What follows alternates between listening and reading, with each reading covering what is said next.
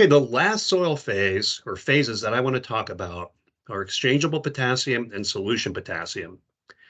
So you already know what exchangeable potassium is. It's potassium as K plus one as a cation, and it's held on to the cation exchange sites. That's exchangeable potassium. It's interesting to note that potassium as a whole is considered relatively immobile as a soil nutrient. This has nothing to do with CEC. Um, well, I guess it does. It has everything to do with CEC and the ability of potassium to be stuck on exchange sites so it's not leached, or stuck on or in the interlayers and not leached, or be a part of a mineral phase and certainly not leached.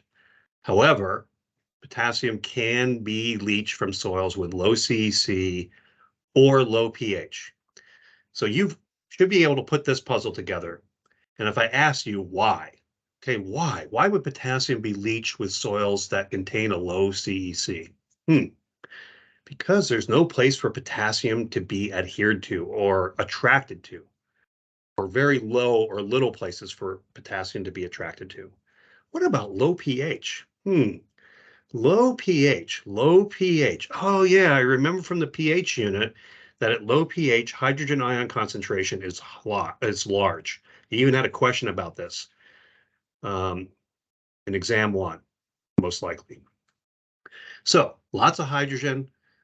Those hydrogen ions likely are taking place or being adhered to the cation exchange sites.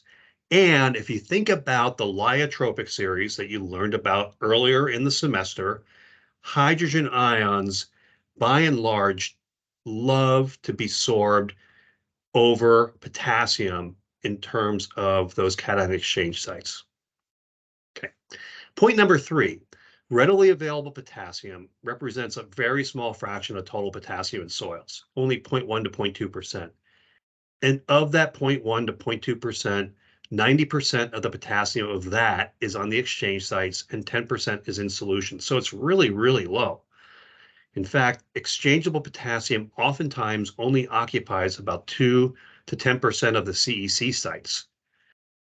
However, the exchangeable potassium is the buffer for solution potassium. The exchangeable potassium is the buffer. What does that mean? Let's talk about this just a little more specifically. So in Unit 2, we talked about potassium being delivered to plant roots via diffusion. And diffusion needs water, and diffusion occurs because of a concentration gradient, right?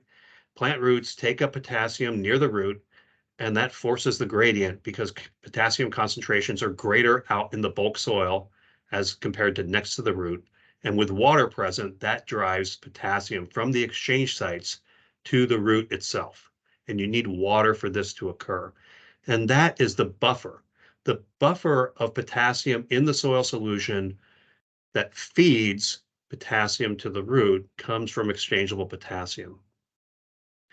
When you have a soil that's tested for potassium or plant available potassium, and you send that to a testing lab, the testing lab measures exchangeable potassium.